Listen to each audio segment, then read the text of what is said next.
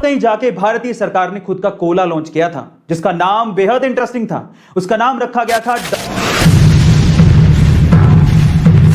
Coca Cola.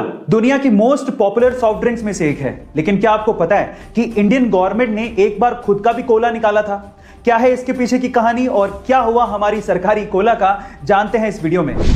अब इस सरकारी कोला के इतिहास को समझने के लिए मैं आपको इतिहास के पन्नों में थोड़ा सा पीछे लेके चलता हूं। ये बात है 1975 की, जब इंदिरा गांधी इंडिया की प्राइम मिनिस्टर थी। तब उन्होंने अचानक से इमरजेंसी लागू कर दी थी। इमरजेंसी के वो दिन भारतीय राजनीति के इतिहास में सबसे काले दिन माने जाते हैं, क्योंकि हर एक भारतीय का मौलिक अधिकार उस वक्त उनसे छीन लिया गया था। जब 21 महीने बाद यानी कि 1977 में यानी 1977 में इमरजेंसी को जब हटाया गया था और उसके बाद जब चुनाव करवाए गए थे, तो इंदिरा गांधी और कांग्रेस बुरी तरीके से हार गई थी और भारतीय राजनीति के इतिहास में पहली बार नॉन कांग्रेसी सरकार मोरारजी देसाई के नेतृत्व में बनने जा रही थी। अब सरकार नहीं थी तो नियम भी नए आने ही थे। कुछ नए नियमों में एक नियम यह भी था कि अगर कोई मल्टीनेशनल कंपनी इंडिया में अपना बिजनेस चलाना चाहती है तो उसे इंडियन पार्टनर्स चुनने होंगे और उनको 60% हिस्सेदारी देनी होगी।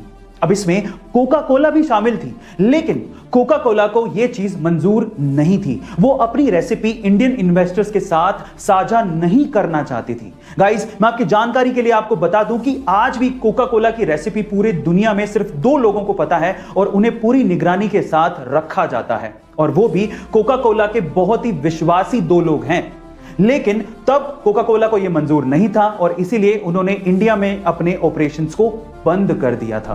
अब इस कहानी में आया असली ट्विस्ट। जब कोका कोला कंपनी ने भारतीय मार्केट को छोड़ दिया था, तब भारत की सरकार ने सोचा कि क्यों ना इतने बड़े मार्केट को हम खुद कैप्चर करें और क्यों ना अपना एक कोला लॉन्च करें।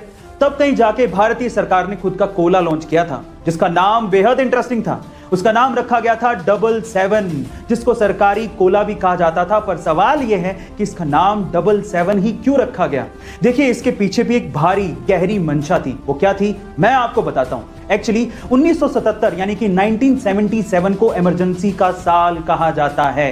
ये वो साल था जब 21 महीने बाद भारत की जनता को इमरजेंसी से आजादी मिली थी।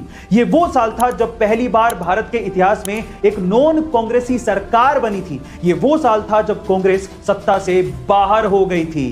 गाइस, तब की तत्कालीन सरकार ये चाहती थी 1977 को 777 के तौर पर हमेशा याद रखें और कांग्रेस को हमेशा सत्ता से बाहर रखें। इसी वजह से इसका नाम 777 रखा गया था। और मजे की बात यह है कि इस ड्रिंक की मैन्युफैक्चरिंग भी government owned company modern food industry ही करती थी। पर सरकारी कोला 777 का यह आइडिया इंडियन मार्केट में पूरी तरीके से फ्लॉप रहा। इंडियन मार्केट में 777 चल ही नहीं पाई, वैसे ही जैसे कि मोरारजी देसाई की सरकार नहीं चल पाई। 1979 में उनकी सरकार गिर गई और मोरारजी देसाई ने इस्तीफा दे दिया। 1980 के चुनाव जीतकर इंदिरा गांधी फिर से भारत की प्रधानमंत्री बन गई और उसके बाद आते ही उन्होंने सबसे पहले 777 कोला की मैन्युफैक्चरिंग को पूरी तरीके से बंद किया, क्योंकि उन्हें वो 1977 की हार की याद दिलाता था।